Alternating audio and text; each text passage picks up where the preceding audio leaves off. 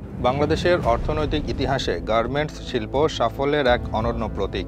এই শিল্প দেশকে বিশ্বের দ্বিতীয় বৃহত্তম পোশাক রপ্তানিকারকে পরিণত করেছে, যেখানে মোট রপ্তানি আয়ের ৮৪% আসে এই খাত থেকে। ২০২২-২৩ অর্থ বছরে এই খাত থেকে আয় হয়েছে $৪৬.৯৯ বিলিয়ন, যা দেশের জিডিপির ১৬%-এর সমতুল্য। কিন্তু এই সাফল্যের পেছনে রয়েছে এক করুণ ইতিহাস। ২০১৩ সালে রানা প্লাজা ধসে ১১৩৪ জন শ্রমিকের মৃত্যু বিশ্বকে দেখিয়ে দিয়েছে এই সাফল্যের নিষ্ঠুর মূল্য। আজ আমরা গভীরভাবে বিশ্লেষণ করব কিভাবে একটি শিল্প একই সাথে বাংলাদেশের জন্য আশীর্বাদ ও অভিশাপ হয়ে উঠেছে, এর ঐতিহাসিক পটভূমি থেকে শুরু করে বর্তমান চ্যালেঞ্জ এবং ভবিষ্যতের সম্ভাবনা পর্যন্ত। স্বর্ণযুগের সূচনা ১৯৬০ থেকে ১৯৯০। গার্মেন্টস শিল্পের বীজ রোপিত হয়েছিল ৬০-এর দশকে, যখন পূর্ব পাকিস্তান আমলে কোরিয়ান কোম্পানি দাইউ প্রথম কারখানা স্থাপনের উদ্যোগ নেয়। তবে প্রকৃত বিকাশ শুরু হয় স্বাধীনতা পরবর্তী সময়ে। ১৯৭৬ সালে দেশের প্রথম গার্মেন্টস ইউনিট ডেস্ক গার্মেন্টস প্রতিষ্ঠার মাধ্যমে নতুন এক অধ্যায়ের সূচনা হয়। ৮০-র দশকে এই শিল্পের ব্যাপক প্রসার ঘটে। ১৯৮৫ সালে মাল্টি ফাইবার অ্যারেঞ্জমেন্ট বাতিলের পর বাংলাদেশের জন্য নতুন সম্ভাবনা দরজা খুলে যায়। এই সময়ে কারখানার সংখ্যা দ্রুত বাড়তে থাকে। ১৯৮০ সালে যেখানে মাত্র ৪৭টি কারখানা ছিল, ১৯৯০ সাল নাগাদ তা বেড়ে দাঁড়ায় ৬৫০টিতে। এই বৃদ্ধির পেছনে মূল কারণ ছিল সস্তা শ্রমশক্তি এবং ইউরোপীয় ইউনিয়নের বিশেষ বাণিজ্য সুবিধা। উত্থানের যুগ ১৯৯১ থেকে ২০১০। ৯০-এর দশক থেকে শুরু করে ২০১০ সাল পর্যন্ত সময়কে গার্মেন্টস শিল্পের স্বর্ণযুগ হিসেবে বিবেচনা করা যায়। এই সময়ে কারখানার সংখ্যা ৩,২০০টিতে পৌঁছায় এবং রপ্তানি আয় $৫ বিলিয়ন ছাড়িয়ে যায়। ২০০৫ সালে বিশ্ব বাণিজ্য সংস্থার কোটা ব্যবস্থা বাতিল হওয়ার পরও বাংলাদেশ তার প্রতিযোগিতা সক্ষমতা বজায় রাখতে সক্ষম হয়। এই সাফল্যের পেছনে প্রধান কারণ ছিল চীন ও ভিয়েতনামের তুলনায় কম শ্রম খরচ। ২০১০ সাল নাগাদ এই শিল্পে নিয়োজিত হয় ৩.৫ মিলিয়ন শ্রমিক, যার মধ্যে ৮০% ছিল নারী। এই নারী শ্রমিকদের একটি বড় অংশ ছিল গ্রাম থেকে আসা অশিক্ষিত বা অর্ধশিক্ষিত যুবতী, যাদের জন্য গার্মেন্টস শিল্প হয়ে উঠেছিল আর্থিক স্বাধীনতার প্রথম সুযোগ। অন্ধকারের মুখোমুখি ২০১১ থেকে বর্তমান সময়। ২০১৩ সালে রানা প্লাজা ট্র্যাজেডি গার্মেন্টস শিল্পের সবচেয়ে কালো অধ্যায়। এই ঘটনা শুধু ১১৩৪ জন শ্রমিকের প্রাণই কেড়ে নেয়নি, বরং বিশ্বব্যাপী বাংলাদেশের গার্মেন্টস শিল্পের ভাবমূর্তি ধূলিসাৎ করে দেয়। দুর্ঘটনার পর আন্তর্জাতিক সম্প্রদায়ের চাপে তৈরি হয় Bangladesh accord fire and building safety, যার মাধ্যমে ১৬০০ কারখানায় নিরাপত্তা ব্যবস্থা জোরদার করা হয়। কিন্তু মৌলিক সমস্যাগুলো থেকে যায়। ২০২৩ সালের হিসেবে ন্যূনতম মজুরি ১২,৫০০ টাকা, যা জীবনযাত্রার ব্যয়ের মাত্র ৬০% পূরণ করতে সক্ষম। কাজের পরিবেশও অমানবিক পর্যায়ে রয়েছে। ৫৮% কারখানায় পর্যাপ্ত বায়ু চলাচলের ব্যবস্থা নেই, ৭২% কারখানায় নেই পর্যাপ্ত পানির ব্যবস্থা। পরিবেশগত ধ্বংসযজ্ঞ গার্মেন্টস শিল্প বাংলাদেশের পরিবেশের উপর যে ধ্বংসযজ্ঞ চালিয়েছে তা ভয়াবহ। প্রতিদিন ২৫ কোটি লিটার দূষিত পানি সরাসরি নদীতে ফেলা হচ্ছে, যার মধ্যে রয়েছে সীসা, ক্যাডমিয়াম, মার্কারির মতো ভারী ধাতু। বুড়িগঙ্গা ও শীতলক্ষা নদী এখন মৃত প্রায়। শুধু তাই নয়, এই শিল্প দেশের মোট বিদ্যুতের ২০% ব্যবহার করে, যার বেশিরভাগই আসে পরিবেশ দূষণকারী ডিজেল জেনারেটর থেকে। কার্বন নিঃসরণের দিক দিয়ে বছরে ২৫ মিলিয়ন টন কার্বন ডাইঅক্সাইড উৎপন্ন করে, যা জলবায়ু পরিবর্তনে উল্লেখযোগ্য অবদান রাখছে। অর্থনৈতিক ঝুঁকি ও বৈচিত্র্যের অভাব। বাংলাদেশের অর্থনীতি এখন গার্মেন্টস শিল্পের উপর মারাত্মকভাবে নির্ভরশীল। জিডিপির ১৬% শুধুমাত্র এই একটি খাত থেকে আসে, যা অর্থনীতিকে অত্যন্ত ঝুঁকিপূর্ণ করে তুলেছে। বৈশ্বিক বাজারে প্রতিযোগিতা দিন দিন বাড়ছে। ভিয়েতনাম, কম্বোডিয়া, মিয়ানমার তাদের শ্রমিক দক্ষতা ও অবকাঠামো উন্নয়নে ব্যাপক বিনিয়োগ করছে। ২০২২ সালে ১২টি আন্তর্জাতিক ব্র্যান্ড বাংলাদেশ থেকে তাদের অর্ডার ১৫% কমিয়েছে, যা ভবিষ্যতের জন্য হুঁশিয়ারি সংকেত। তদুপরি বিশ্বব্যাপী কৃত্রিম বুদ্ধিমত্তা ও রোবোটিক্সের প্রসার গার্মেন্টস শিল্পের ভবিষ্যৎকে অনিশ্চিত করে তুলছে। টেকসই উন্নয়নের পথ এই সংকট থেকে উত্তরণের জন্য প্রয়োজন সমন্বিত পদক্ষেপ। প্রথমত, শ্রমিক কল্যাণ নিশ্চিত করতে হবে। জীবনযাত্রার ব্যয়ের সাথে সামঞ্জস্য রেখে মজুরি কাঠামো পুনর্বিন্যাস করা প্রয়োজন। দ্বিতীয়ত, পরিবেশ বান্ধব উৎপাদন পদ্ধতি গ্রহণ করতে হবে।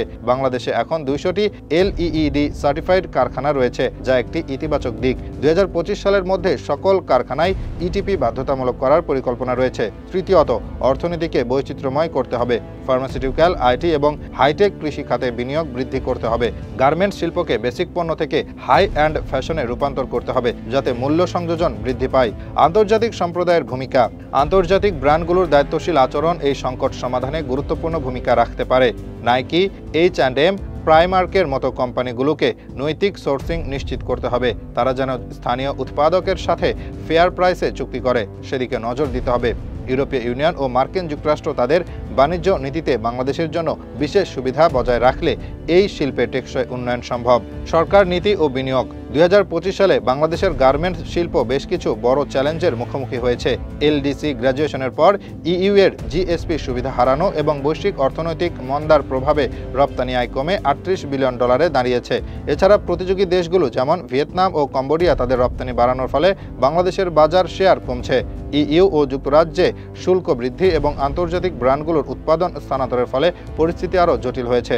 সরকার এই সংকট মোকাবেলায় কয়েকটি কৌশলগত পদক্ষেপ নিয়েছে। প্রথমত, ইইউ এর সাথে নতুন জিএসপি চুক্তি করার চেষ্টা চলছে, যেখানে শ্রমিক অধিকার ও পরিবেশগত মান উন্নয়নের বিনিময়ে শুল্ক সুবিধা পুনরুদ্ধার করা হবে। দ্বিতীয়ত, শিল্পের আধুনিকীকরণের জন্য 5টি কারখানায় আইওটি ও রোবোটিক্স প্রযুক্তি চালু করতে $300 মিলিয়ন প্রণোদনা দেওয়া হচ্ছে। তৃতীয়ত, এআই ও অটোমেশনের কারণে চাকরি হারানো শ্রমিকদের জন্য রিস্কিলিং প্রশিক্ষণ কর্মসূচি চালু করা হয়েছে। এছাড়া সরকার বিকল্প বাজার সন্ধানের চেষ্টা করছে। আফ্রিকা ও ল্যাতিন আমেরিকার জন্য নতুন বাজারে প্রবেশের রপ্তানিকারকদের বিশেষ ট্যাক্স ছাড় দেওয়া হচ্ছে। স্থানীয় সুতা উৎপাদন বাড়াতে কটন ফার্মিং প্রকল্প হাতে নেওয়া হয়েছে। যদিও ন্যূনতম মজুরি 15,000 টাকায় উন্নীত করা হয়েছে, তবুও শ্রমিক ইউনিয়নগুলো আরও বেশি দাবি করছে। বিশেষজ্ঞরা মনে করেন, সরকারের এই পদক্ষেপগুলো ইতিবাচক ফল দিতে শুরু করেছে। ইইউ এর সাথে চুক্তির সম্ভাবনা তৈরি হয়েছে এবং রপ্তানি আয় আবারও বাড়ার লক্ষণ দেখা যাচ্ছে। তবে দীর্ঘমেয়াদে টেকসই উন্নয়নের জন্য শ্রমিক কল্যাণ, পরিবেশ সুরক্ষা এবং প্রযুক্তিগত উন্নয়নের মধ্যে সমন্বয় রাখতে হবে। সরকার, শিল্প মালিক ও শ্রমিকদের সম্মিলিত প্রচেষ্টায় কেবল এই সংকট কাটিয়ে উঠতে পারে। প্রযুক্তি ও উদ্ভাবন। প্রযুক্তিগত উন্নয়ন এই শিল্পের ভবিষ্যৎ নির্ধারণে গুরুত্বপূর্ণ ভূমিকা রাখতে পারে। বর্তমানে বাংলাদেশের গার্মেন্টস কারখানাগুলোতে প্রচলিত প্রযুক্তির তুলনায় আধুনিক প্রযুক্তির ব্যবহার খুবই সীমিত। Smart textile, 3D printing, automation এবং রোবোটিক্সের মতো প্রযুক্তিগুলো গ্রহণ করে উৎপাদনশীলতা বৃদ্ধি করা সম্ভব। এছাড়া ব্লকচেইন প্রযুক্তি ব্যবহার করে সরবরাহ শৃঙ্খলার স্বচ্ছতা বৃদ্ধি করা যেতে পারে, যা আন্তর্জাতিক ক্রেতাদের আস্থা অর্জনে সহায়তা করবে। বাংলাদেশের উচিত গার্মেন্টস শিল্পের জন্য একটি বিশেষ প্রযুক্তি তহবিল গঠন করা, যার মাধ্যমে কারখানাগুলোকে আধুনিকায়নে সহায়তা প্রদান করা যেতে পারে। মানব সম্পদ উন্নয়ন। গার্মেন্টস শিল্পের টেকসই উন্নয়নের জন্য দক্ষ মানব সম্পদ গড়ে তোলা অপরিহার্য। বর্তমানে এই শিল্পে কর্মরত বেশিরভাগ শ্রমিকেরই প্রাতিষ্ঠানিক প্রশিক্ষণ নেই। সরকার ও শিল্প মালিকদের যৌথ উদ্যোগে সারা দেশে গার্মেন্টস ট্রেনিং ইনস্টিটিউট প্রতিষ্ঠা করা প্রয়োজন।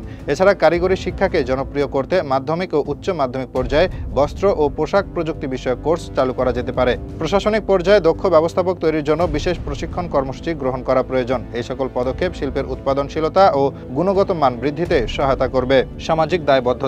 গার্মেন্টস শিল্পের টেকসই উন্নয়নের জন্য সামাজিক দায়বদ্ধতা একটি গুরুত্বপূর্ণ বিষয়। কারখানাগুলোকে শুধু মুনাফার দিকে নয়, সমাজ ও পরিবেশের দিকেও নজর দিতে হবে। শ্রমিকদের জন্য আবাসন সুবিধা, স্বাস্থ্য বীমা, শিশুদের শিক্ষা সহায়তা এবং পরিবেশ সংরক্ষণমূলক কর্মকাণ্ডে বিনিয়োগ করা প্রয়োজন। কিছু প্রগতিশীল কারখানা ইতিমধ্যেই এই ধরনের কর্মসূচি বাস্তবায়ন করছে, যা অন্যান্য প্রতিষ্ঠানের জন্য অনুসরণীয় হতে পারে। সরকারের উচিত সিএসআর কার্যক্রমকে উৎসাহিত করার জন্য কর সুবিধা প্রদান করা। ভবিষ্যতের সম্ভাবনা। বাংলাদেশের গার্মেন্ট শিল্পের সামনে বিশাল সম্ভাবনা রয়েছে, তবে তা নির্ভর করবে সঠিক পরিকল্পনা ও বাস্তবায়নের উপর। বিশেষ করে টেকসই ফ্যাশনের দিকে ঝুঁকলে বাংলাদেশ নতুন বাজার দখল করতে পারে। জৈব সুতা, রিসাইকেলড ফেব্রিক এবং পরিবেশ বান্ধব রং ব্যবহার করে পোশাক উৎপাদন ক্রমবর্ধমানভাবে জনপ্রিয় হয়ে উঠছে। এছাড়া হাই অ্যান্ড ফ্যাশন মার্কেটে প্রবেশ করে পণ্যের মূল্য সংযোজন বৃদ্ধি করা যেতে পারে। বাংলাদেশের ডিজাইনারদের আন্তর্জাতিক পর্যায়ে নিয়ে যাওয়ার জন্য বিশেষ প্রশিক্ষণ ও প্রদর্শনীর ব্যবস্থা করা প্রয়োজন। ত্রয়োদশ অধ্যায়, আঞ্চলিক ও বৈশ্বিক প্রতিযোগিতা। বাংলাদেশকে তার প্রতিযোগী দেশগুলোর সাথে তাল মিলিয়ে চলতে হবে। ভিয়েতনাম ইতিমধ্যেই ইউরোপীয় ইউনিয়নের সাথে মুক্ত বাণিজ্য চুক্তি করেছে, যা তাদের পোশাক রপ্তানিকে আরও সুবিধাজনক অবস্থানে নিয়ে গেছে। কম্বোডিয়াও শ্রমিক দক্ষতা বৃদ্ধিতে ব্যাপক বিনিয়োগ করছে। এই প্রতিযোগিতায় টিকে থাকতে বাংলাদেশকে অবশ্যই তার শ্রমিক দক্ষতা, অবকাঠামো এবং প্রযুক্তিগত সক্ষমতা বৃদ্ধি করতে হবে। বিশেষ করে চীন এক বাণিজ্য যুদ্ধের সুযোগ কাজে লাগানোর জন্য বাংলাদেশকে আরও আগ্রাসী ভূমিকা পালন করতে হবে। চতুর্দশ অধ্যায়, কোভিড-19 প্রভাব ও শিক্ষা। কোভিড-19 মহামারী গার্মেন্টস শিল্পকে গভীরভাবে প্রভাবিত করেছে। 2020 সালে বহু অর্ডার বাতিল হয়েছে, কারখানা বন্ধ হয়ে গেছে, লক্ষাধিক শ্রমিক চাকরি হারিয়েছে। তবে এই সংকট থেকে আমরা গুরুত্বপূর্ণ কিছু শিক্ষা পেয়েছি। প্রথমত, বাংলাদেশকে তার বাজার বৈচিত্র্য আনতে হবে। দ্বিতীয়ত, সরবরাহ শৃঙ্খলকে আরও নমনীয় ও স্থিতিস্থাপক করতে হবে। তৃতীয়ত, ডিজিটাল প্রযুক্তির ব্যবহার বৃদ্ধি করতে হবে। অনলাইন অর্ডার ব্যবস্থাপনা, ভার্চুয়াল স্যাম্পলিং এবং ই-কমার্স প্ল্যাটফর্মের মাধ্যমে বিক্রয় বৃদ্ধির দিকে নজর দিতে হবে। গার্মেন্ট শিল্প বাংলাদেশের জন্য একই সাথে গর্ব ও গ্লানির প্রতীক। এই শিল্প লক্ষ লক্ষ মানুষের কর্মসংস্থান সৃষ্টি করেছে, নারী ক্ষমতায়নে বিপ্লব এনেছে, কিন্তু এর সাফল্যের ছায়ায় রয়েছে শ্রমিক শোষণ, পরিবেশ ধ্বংস এবং অর্থনৈতিক ঝুঁকি। এই শিল্পকে প্রকৃত অর্থে জাতির জন্য আশীর্বাদে পরিণত করতে হলে প্রয়োজন সমন্বিত প্রচেষ্টা।